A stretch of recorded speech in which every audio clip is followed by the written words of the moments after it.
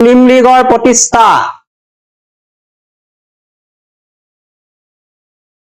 ভাৰতবৰ্ষৰ প্ৰথমটো ৰাজনৈতিক দল আছিলে ভাৰতীয় জাতীয় কংগ্ৰেছ।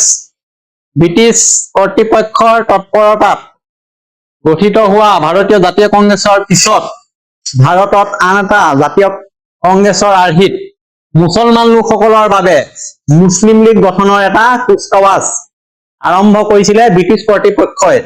উদ্দেশ্য একো নাছিল, হিন্দু মুছলমানৰ যিটো একতা ভংগ কৰি দুৰ্বল কৰি মুছলমানসকলক পৃথক কৰি ৰাখে। গতিকে এই মুছলিম লীগৰ যিটো গঠন প্ৰক্ৰিয়া সেইটো আৰম্ভ হৈছিলে স্বদেশী আন্দোলনৰ সময়তে। আমি এইটো আজি আলোচনা কৰিম। ব্ৰিটিছ শাসকে ভাৰতবৰ্ষত একত্ৰিত বিশাল ভাৰতীয় জাতি গঠন হোৱাটো বিচৰা নাছিল। এইটো কি কৈছে, ব্ৰিটিছ শাসকে ভাৰতবৰ্ষত একত্ৰিত বিশাল ভাৰতীয় জাতি গঠন হোৱাটো বিচৰা নাছিল। কেলে বিচৰা নাছিল?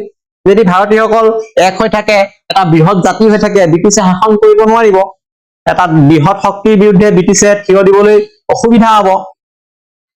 ইংৰাজে সেইকাৰণে ভয় খাইছিলে যে ধৰ্ম জাতি পন্থা এইবিলাক পাহৰি যদি ভাৰতীয়সকল একগোট হৈ যায় তেনেহলে স্বাধীনতাৰ দাবীটোৰ বেছি জোৰদাৰ হ'ব। সেইবাবে তেওঁলোকে সচেতনভাৱে জাতি ধৰ্ম ভাষা আদিৰ ভিত্তিত সমাজত বিভাজন আনিবলৈ চেষ্টা চলালে। আৰু তাৰ কাৰণে কি কৰিলে, সাম্ৰাজ্যবাদ অক্ষুণ্ণ ৰখাৰ স্বাৰ্থত সেয়া ইংৰাজ শাসকে ধৰ্ম জাতি ভাষা অঞ্চল আদিৰ ভিত্তিত ভাৰতীয়ৰ মাজত বিভেদ অনাৰ চেষ্টা চলালে। আৰু এই বংগ বিভাজনটো আছিল ভাৰতীয় এই জাতীয়তাবাদক নিখতীয়া কৰাৰ বাবে চলোৱা সাম্প্ৰদায়িক ভেদাভেদ সৃষ্টি কৰাৰ এপাত চোকা অস্ত্ৰ আছিল।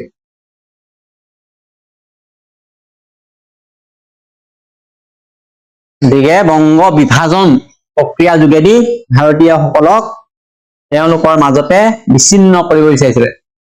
তাৰজনে বংগ বিভাজনৰ সপক্ষে জনমত গঢ়ি তোলাৰ উদ্দেশ্যে কি কৰিলে, 1904 খ্ৰীষ্টাব্দৰ ফেব্ৰুৱাৰী মাহত পূৰ্ববংগ ভ্ৰমণৰ দীঘলীয়া কাৰ্যসূচী লৈছিল। পূৰ্ববংগ আমাৰ এফালে ভ্ৰমণৰ কাৰ্যসূচী ললে 4 খ্ৰীষ্টাব্দ ফেব্ৰুৱাৰী মাহত। তেওঁ কি ক'ত ক'ত ভ্ৰমণ কৰিলে, ঢাকা, ময়মনসিং, চট্টগ্ৰাম এইবিলাক ৰাজহুৱা সভাত অংশগ্ৰহণ কৰিলে আৰু সপক্ষে প্ৰচাৰ চলালে বংগভংগৰ। আৰু মুছলমান জনগণক বংগভংগৰ যোগেদি প্ৰচুৰ লাভৱান হ'ব বুলি বুজালে। আৰু 18 ফেব্ৰুৱাৰী তাৰিখে ঢাকাত অনুষ্ঠিত বিশাল জনসভাত, ঢাকা বৰ্তমান ক'ত আছে, বাংলাদেশত আছে, তাত এখন ডাঙৰ জনসভা অনুষ্ঠিত কৰিছিলে 18 ফেব্ৰুৱাৰীত 1904 খ্ৰীষ্টাব্দত।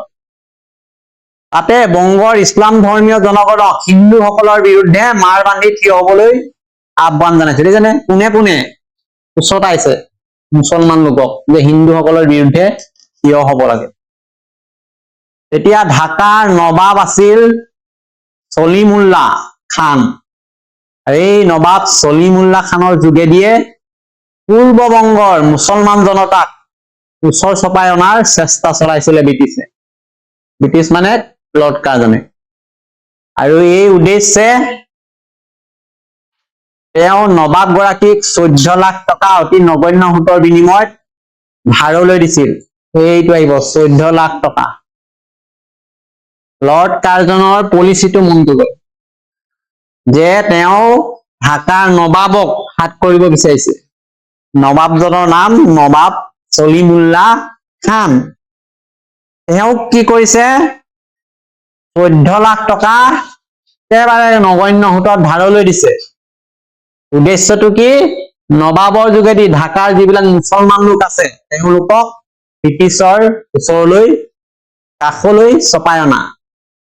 লগতে ইছলাম ধৰ্মীয় ভূস্বামীসকলকো বিশেষ সা সুবিধা দিয়াৰ প্ৰতিশ্ৰুতি প্ৰদান কৰিলে। ভালে সংখ্যক মুছলমান নেতাই চৰকাৰৰ বংগভংগ পৰিকল্পনাক আদৰণি জনালে। গতিকে সম্পূৰ্ণৰূপে মুছলমান লোকসকলক হিন্দু লোকৰ পৰা আঁতৰাই আনি পৃথকে মুছলমান এটা শক্তি গঢ়ি তোলাৰ চেষ্টা চলাইছে। আৰু দুটা শক্তিৰ মাজত বিভেদ আনি লৰ্ড কাৰ্জনে যিটো তেওঁৰ ডিভাইড এণ্ড পলিচি, ভাগ কৰা শাসন কৰাৰ পলিচিটো কাৰ্যকৰী ৰূপ দিয়াৰ চেষ্টা চলাইছে। আৰু এই কাৰ্জনৰ এই মিঠা প্ৰতিশ্ৰুতিত বিশ্বাস ৰাখি পূৰ্ববংগৰ একাংশ নেতাই প্ৰস্তাৱিত এই পূৰ্ববংগ অসম নামৰ প্ৰদেশখনৰ যোগেদি মুছলমান ৰাজ্যৰ সকলো আশা পূৰ্ণ হব বুলিয়ে ভাবিছিল। তেওঁলোকৰ মনত তেতিয়াৰ পৰাই আত্মপ্ৰতিষ্ঠা লাভৰ বাসনা জাগ্ৰত হৈছিল। আৰু চৰকাৰে এইদৰে তেওঁলোকৰ মনত বিভেদকামী ৰাজনৈতিক চেতনা গঢ়ি তুলিছিলে। গতিকে এই কথাখিনি আমি সংক্ষেপে চাওঁ এতিয়া। এয়া তেওঁলোকে সেইকাৰণে প্ৰতিখন ৰাজ্য, প্ৰতিটো ভাষা, প্ৰতিটো ধৰ্মৰ মাজত ভেদাভেদ সৃষ্টি কৰিবলৈ বিচাৰিলে। আমি কৈ আছো ইংৰাজে ডিভাইড এণ্ড ৰুল, ডিভাইড মানে ভাগ কৰা, ৰুল মানে শাসন কৰা, এই নীতি ব্যৱহাৰ কৰি বিভিন্ন জনগোষ্ঠীত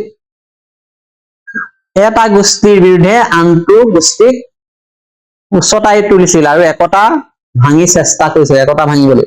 আৰু যদি ভাৰতীয় লোকৰ মাজত একতা নাথাকিব তেতিয়া ইংৰাজৰ শাসন অটুট থাকিব বুলি তেওঁলোকে বিশ্বাস কৰিছিল। আৰু সেইটোৰ কাৰণেই আমি যে কৈছো এই বংগ বিভাজনটো লৰ্ড কাৰ্জনে এপাত অস্ত্ৰ হিচাপে ব্যৱহাৰ কৰিছিল। বিশেষকৈ এফালে হিন্দু আনফালে মুছলিম এই দুটা পৃথক সম্প্ৰদায়ক ভাগ ভাগ কৰি শাসন কৰাৰ এটা পৰিকল্পনা কৰিছিল। গতিকে আমি আগতে পাইছোৱেই 1905 চনৰ বংগ বিভাজনৰ মূল উদ্দেশ্যটোৱে আছিল হিন্দু মুছলমানৰ মাজত বিভেদনা আৰু কংগ্ৰেছৰ শক্তিটো হ্ৰাস কৰা। গতিকে এই গোটেই পলিচিটো কেনেকে তেওঁ আৰম্ভ কৰিলে আমি দেখা পালো। লৰ্ড কাৰ্জনে 1904 চনত পূৰ্ববংগ অসম প্ৰদেশ গঠনৰ যি পৰিকল্পনা সেই এলেকাবিলাক ভ্ৰমণ কৰিছিলে। তাত ডাঙৰ ডাঙৰ জনসভা অনুষ্ঠিত কৰিছিলে। তাত থকা মুছলমান লোকসকলক বংগ ভংগৰ যোগেদি তেওঁলোক যে লাভৱান হব বুজাবলৈ চেষ্টা কৰিছিলে। আৰু এই এখন নতুন খেল আৰম্ভ কৰিলে। মুছলমানসকলক বিচ্ছিন্ন কৰি বিশেষ সুবিধাৰ প্ৰলোভন দেখুৱাই বংগ বিভাজনৰ পক্ষে তেওঁলোকৰ মত লবলৈ চেষ্টা কৰিছিলে। আৰু সেইকাৰণে ঢাকাত অনুষ্ঠিত হোৱা সভাত মুছলমানসকলক হিন্দুসকলৰ বিৰুদ্ধে উত্তেজিত কৰি তুলিছিল। আৰু এই সভাতে ইংৰাজে সুপৰিকল্পিতভাৱে আঁচনি কৰিছিলে। আমি কলোৱে যে ঢাকাৰ নবাবক হাত কৰিবলৈ চেষ্টা চলালে। কেনেকে চলালে? ধন সাহায্য দিছে। কিমান লাখ দিছে ঢাকাৰ নবাবক? কেই লাখ টকা দিলে কৈছো? 14 লাখ টকা। টকা দিলে সুদ দিব লাগে, ইণ্টাৰেষ্ট। কিন্তু কৈছে যে সুদটো একেবাৰে নগণ্য দিব লাগিব। নগণ্য কেলেই? নবাবক যদি হাত কৰি ল'ব পাৰে তেতিয়া নবাবৰ তলত থকা মুছলমান লোকসকল নিজে নিজে তেওঁলোকৰ পক্ষলৈ আহিব। লগতে স্থানীয় ৰক্ষণশীল মুছলমান নেতা চলিমুল্লাৰ সহায় লোৱাৰ লগতে আৰু যিবিলাক ভূমি জমিদাৰ আছিলে মুছলমান সিহঁতকো তেওঁলোকক ভেটি দি ব্ৰিটিছৰ পক্ষলৈ আনিবলৈ চেষ্টা কৰিছিলে। এইডোখৰলৈকে এইখিনি পালো। এতিয়া আমাৰ আৰু এটা গুৰুত্বপূৰ্ণ বিষয় এইডোখৰত আছে এই পেৰেগ্ৰাফটোত,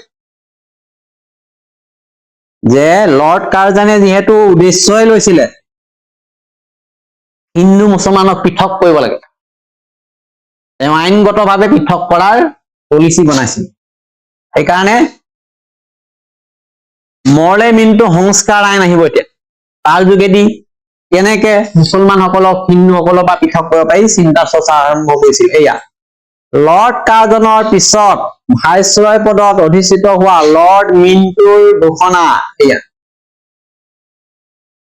লৰ্ড কাৰ্জন গুচি গল, ভাইচৰয় পদৰ পৰা অৱসৰ ললে। তাৰ পিছত কোন আহিলে? লৰ্ড মিন্টো আহিলে 1905 পৰা 10 চনলৈ। তেওঁ কি ঘোষণা কৰিলে 13 এপ্ৰিলত? মুছলমান জনগণক সুকীয়া ৰাজনৈতিক সা সুবিধা প্ৰদান কৰা ইংগিত দিলে আৰু তেওঁ শাসন প্ৰক্ৰিয়াত প্ৰতিনিধিত্বমূলক ব্যৱস্থা প্ৰয়োগ কৰি ভাৰতীয়ৰ বাবে এখন শাসন সংস্কাৰ বিধি তৈয়াৰ কৰাৰ কথা ঘোষণাও কৰিলে। মৰলে মিনটো সংস্কাৰ আমাক জৰুৰী হব।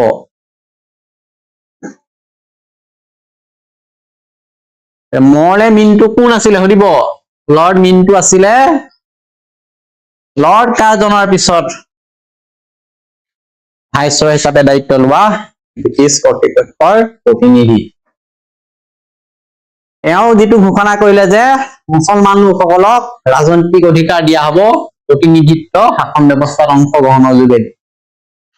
যেতিয়াই তেওঁ এই ঘোষণা কৰি দিলে, এই ঘোষণাৰ পিছত একাংশ মুছলমান নেতাই এই প্ৰস্তাৱিত শাসন সংস্কাৰ আঁচনিত তেওঁলোকৰ অধিকাৰ স্বাৰ্থ কিদৰে সুৰক্ষিত হব সেই বিষয়ে গভীৰ চিন্তা চৰ্চাত ব্যস্ত হল। মৰলে মিনটো সংস্কাৰ ঘোষণাৰ পিছত মুছলমান লোকসকল আৰু এই বিষয়টোৰ প্ৰতি বেছি মনোযোগী হল। তেওঁলোকে শাসন সংস্কাৰ অহাৰ কথা বুজি পালে আৰু ইয়াৰ যোগেদি মুছলমান লোকসকলৰ অধিকাৰ কিদৰে স্বাৰ্থ সুৰক্ষিত হব চিন্তা চৰ্চা আৰম্ভ কৰি দিলে।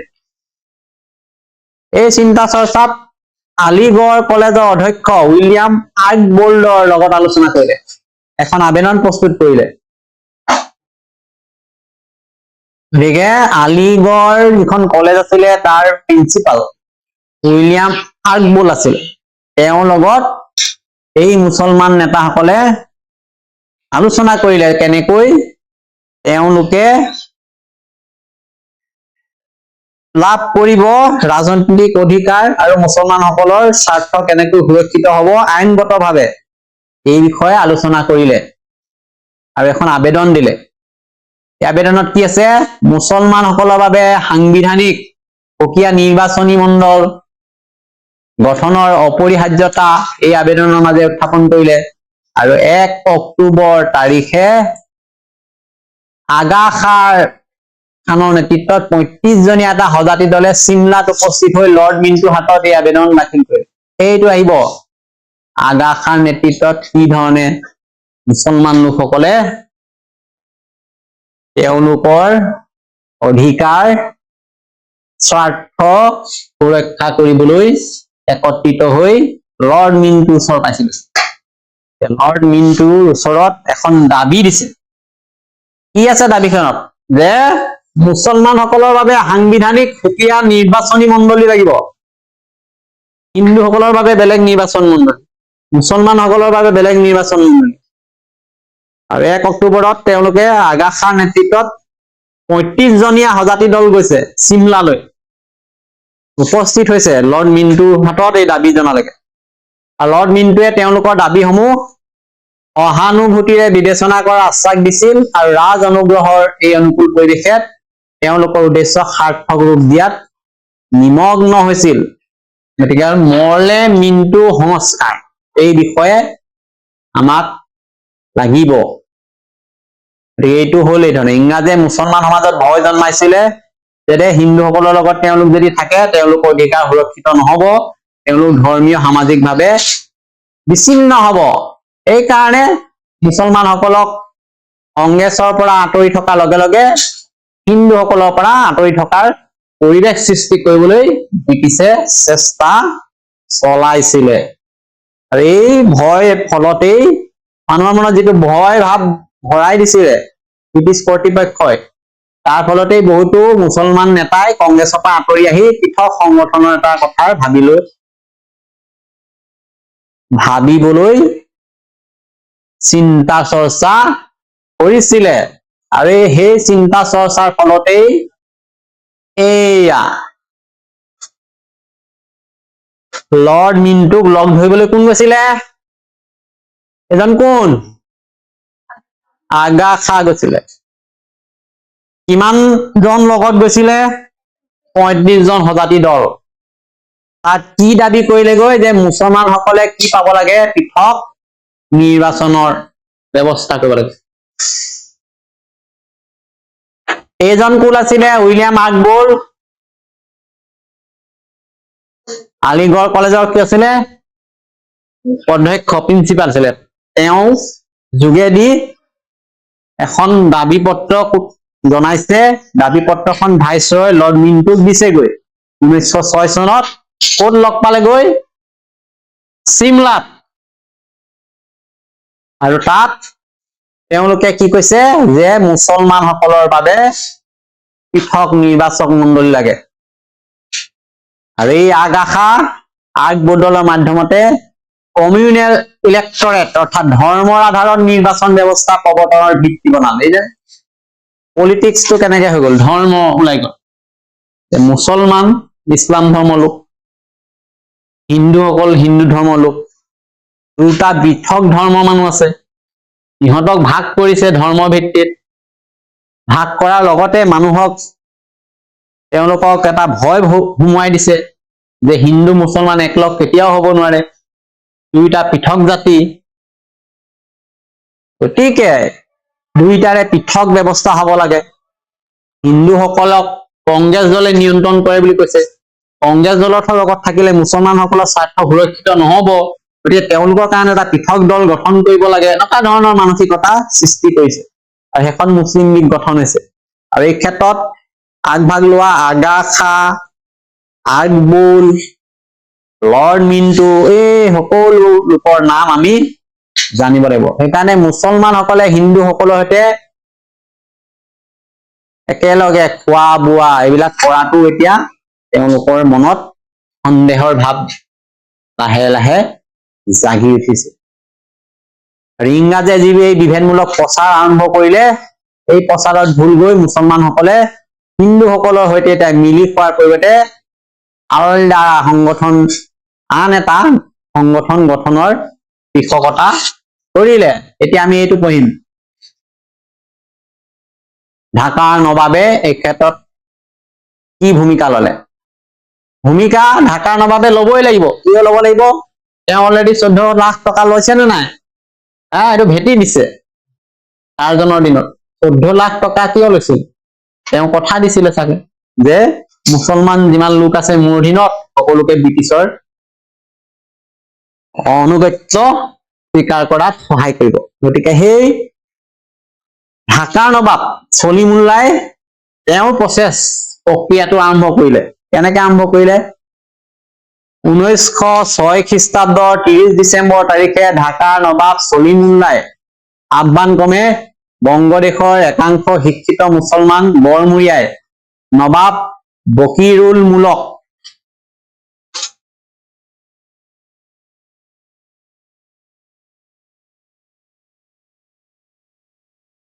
তেওঁৰ সভাপতিত্বত ঢাকা ৰাজদৰবাৰত এখন সভা আয়োজিত কৰিছিল এই ঐতিহাসিক সভাতে সৰ্বভাৰতীয় মুছলিম লীগ নামৰ ৰাজনৈতিক অনুষ্ঠানটোৰ জন্ম হৈছিল মনটো দেই এই পেৰেগ্ৰাফটো অতি জৰুৰী ইয়াত স্পষ্টকৈ কৈছে যে ঢাকাৰ নবাব সলিমুল্লাই আহ্বান কৰিছে বংগদেশৰ একাংশ শিক্ষিত মুছলমান বৰমূৰীয়াক যিবিলাক শিক্ষিত নবাব বিকৰুল মুলক এজন নবাব তেওঁ সভাপতিত্ব কৰিছে এখন সভা পাতিছে ক'ত ঢাকা ৰাজদৰবাৰত তাতেই সিদ্ধান্ত ললে সকলোৱে আলোচনা কৰে যে আমাৰ এটা ৰাজনৈতিক দল খুলিব লাগে নাম দিছে সৰ্বভাৰতীয় মুছলিম লীগ আৰু এই ধৰণে মুছলিম লীগ গঠন হৈছিলে ইয়াত নেতৃত্ব বহন কৰা ব্যক্তি আছিলে নবাব সলিমুল্লাহ নবাব বিকৰুল মুলক তেওঁলোক নৱগঠিত ৰাজনৈতিক অনুষ্ঠানটোৱে লক্ষ্য আৰু উদ্দেশ্যও স্থিৰ কৰিলে পৰীক্ষাত আহিব মুছলিম লীগ কেতিয়া গঠন হৈছিলে কাৰ প্ৰচেষ্টাত গঠন হৈছিলে মুছলিম লীগ গঠন হোৱাৰ মূল উদ্দেশ্য লক্ষ্য কি এতিয়া আমি সেইকেইটাই পাম কাৰ চেষ্টাত গঠন হল আমি পালোৱেই ঢাকাৰ নবাব সলিমুল্লাহৰ আহ্বান ক্ৰমে বংগদেশৰ একাংশ শিক্ষিত মুছলমান বৰমূৰীয়াৰ চেষ্টাত নবাব বিকৰুল মুলকৰ সভাপতিত্বত ৰাজদৰবাৰত অনুষ্ঠিত হোৱা সভাতেই মুছলিম লীগ গঠন হল 1906 খ্ৰীষ্টাব্দৰ 30 ডিচেম্বৰত। ইয়াৰ উদ্দেশ্য আছিলে ব্ৰিটিছ চৰকাৰৰ প্ৰতি মুছলমান ৰাইজৰ মনত আনুগত্য প্ৰসাৰ ঘটোৱা। তেওঁ 14 লাখ টকা লোৱা আছে, গতিকে মানুহৰ মনত ভৰাই দিছে এটা ভাৱ যে এতিয়া সকলো মুছলমান লোকে ব্ৰিটিছৰ আনুগত্য স্বীকাৰ কৰিব।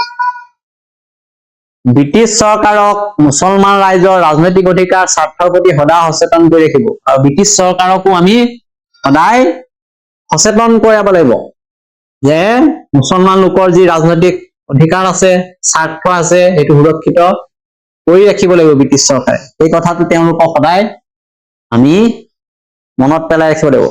আৰু মুছলমান ৰাইজৰ মনত যিটো ভয়, ত্ৰাস, বিদ্বেষ ভাৱ আছিলে সেইবিলাক অন্ত পেলাব লাগিব, সকলোৰে মাজত একতা গঢ়ি তোলাব লাগিব। বহুতো মুছলমান লোকক ভয় খুৱাইছিলে, হিন্দুৱে মুছলমানক অত্যাচাৰ কৰিব বা মুছলমানে হিন্দুৰ মাজত সংঘাত হব, গতিকে সেই ভয় শংকাবিলাক আঁতৰাবলৈ চেষ্টা কৰিছে যে সন্ত্ৰাস বিদ্বেষ সেইবিলাক অন্ত পেলাই আমাৰ কাৰণে ব্ৰিটিছে নতুন পৃথক নিৰ্বাচক মণ্ডলী দিব, সংস্কাৰ আইন আনিব। গতিকে এই সকলোবিলাক সম্ভৱ কেতিয়া হব? সৰ্বভাৰতীয় মুছলিম লীগৰ যেতিয়া উদ্দেশ্য লক্ষ্য পূৰণ হব।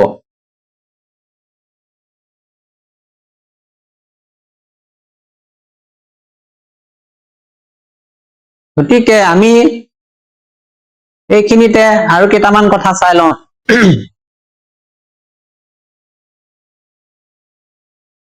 মুছলিম লীগ গঠন কেনেকে হলে পাই গল, এইটো মুছলিম লীগৰ জন্মদিন, এইটো ইয়াৰ গঠন ঐতিহাসিক সাম্প্ৰদায়িক পৰিৱৰ্তনৰ সূচনা কৰিলে আমি গম পালো।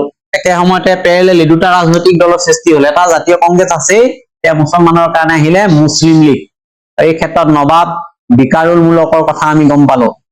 নবাব বিকাৰুল মুলক কোন আছিল এইটো কেতিয়াবা আহে, তেতিয়া আমি কব এজন ধনৱান বৃত্তিপ্ৰাপ্ত ইংৰাজপন্থী নেতা আছিল, যিজন ইংৰাজ নীতিকেই আগবঢ়াইছিল।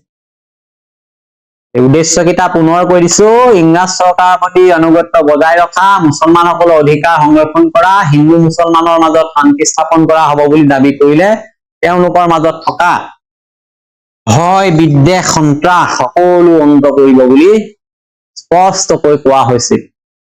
কিন্তু ইয়াৰ অন্তৰালত উদ্দেশ্য আছিলে কি? মুছলমান সমাজক কংগ্ৰেছৰ পৰা আঁতৰাই ৰাখি ইংৰাজৰ স্বাৰ্থ ৰক্ষা কৰা। এতিয়া আমি এই আইনখন পাম 1909 চনৰ মৰলে মিন্টু সংস্কাৰ আইন।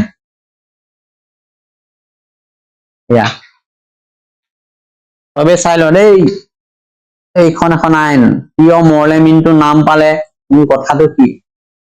ভাইচৰয় আছিলে লৰ্ড মিন্টু আৰু ভাৰত সচিব আছিলে জন মৰলে, দুজন বিশেষ ব্যক্তি দেখিছেনে? ভাইচৰয় লৰ্ড মিন্টু আৰু মৰলে, জন মৰলে ভাৰত সচিব। তেওঁলোকে কি কৰিলে? মুছলিম লীগৰ কামত সন্তুষ্ট প্ৰকাশ কৰিলে।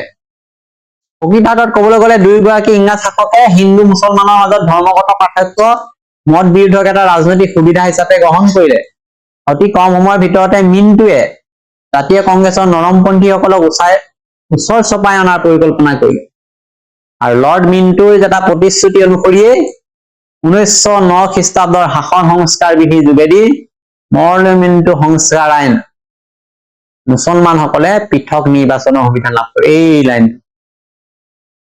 এইটো জৰুৰী।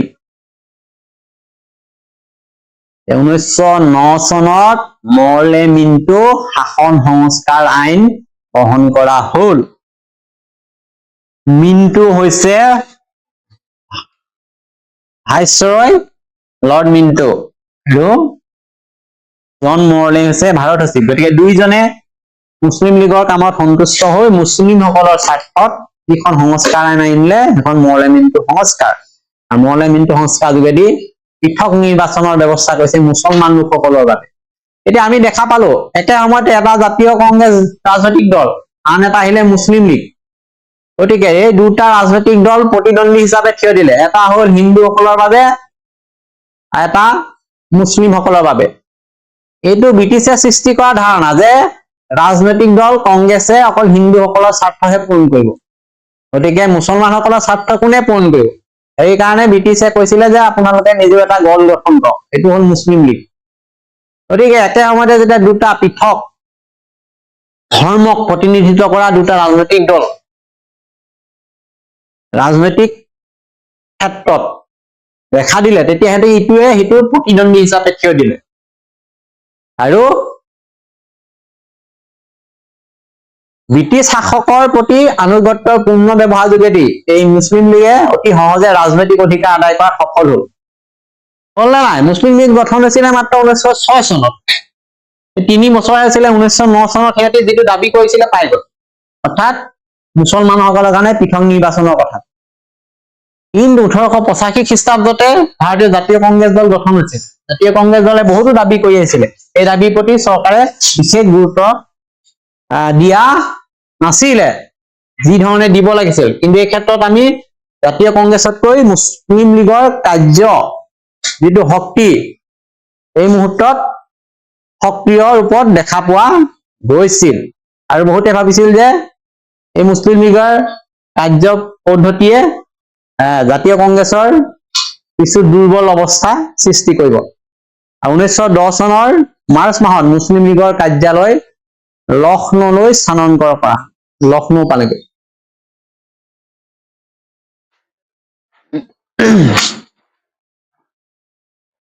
যি কি নহওক, এই কথাকেইটা আমি স্পষ্টকে এনেকে কব পাৰো যে মৰলেমিনটো শাসন সংস্কাৰৰ দ্বাৰা মুছলমানক পৃথক নিৰ্বাচনৰ সুবিধা আগবঢ়োৱা হল।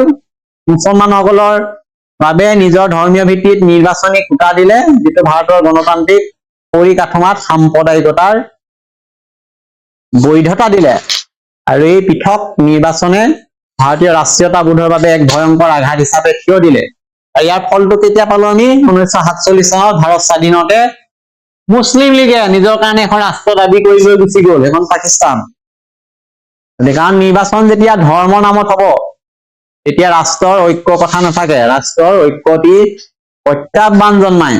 আৰু সেই ব্যৱস্থাটোকে কি কৰিলে? ব্ৰিটিছসকলে উদগনি যোগালে। মুছলিম লীগৰ যেতিয়া গঠন হল, ই ধৰ্মীয় ভিত্তিত গঠন হোৱা ৰাজনৈতিক দল আছিল। তাৰ উদ্দেশ্য আছিল কংগ্ৰেছৰ বিকল্প হিচাপে কাম কৰা আৰু মুছলমান লোকক অধিক গুৰুত্ব দি মুছলমানৰ মাজত জনপ্ৰিয়তা সৃষ্টি কৰা। গতিকে শেষৰ আমাৰ যিটো মূল্যায়ন আছে, এইটো আমি কব পাৰো এনেকে যে মুছলিম লীগে সমাজৰ সকলো শ্ৰেণীৰ মানুহক আকৰ্ষণ কৰিব পৰা নাছিলে, কেৱল মুছলমান লোকসকলকহে আকৰ্ষণ কৰিছিল। সমাজৰ উচ্চ শ্ৰেণীৰ ৰক্ষণশীল আছামৰ মাজত আবদ্ধ থকা এই অনুষ্ঠানৰ গুৰুত্ব বংগ ৰোধ কৰাৰ পিছত কমি গৈছিলে। 1915 খ্ৰীষ্টাব্দত যেতিয়া সলিমুল্লাৰ মৃত্যু হৈছিল, তেতিয়া এই মুছলিম লীগৰ ৰক্ষণশীল চৰিত্ৰটোৰ ভালেখিনি পৰিৱৰ্তন হৈছিল। এয়া কোন হয়? মহাত্মা গান্ধী। গতিকে এই সময়লৈকে গান্ধীজীয়ে ভুমুকি মৰা নাই ভাৰতীয় ৰাজনীতিত, গম পাইছেনে? তেওঁ বেলেগ দক্ষিণ আফ্ৰিকাত আছে, বিভিন্ন সমস্যাৰ লগত জড়িত হৈ আছে। এই কিছুদিনৰ পিছত ভাৰতীয় ৰাজনীতিত আহিব এতিয়া মহাত্মা গান্ধী। এইবিলাক ঘটনা হৈ আছে তেওঁৰ অনুপস্থিতিত ভাৰতীয় ৰাজনীতিত। আমাৰ পিছৰ ইয়াৰ যিটো পঢ়িবলৈ আছে, এইটো হল স্বদেশী আন্দোলন আৰু জাতীয় কংগ্ৰেছ।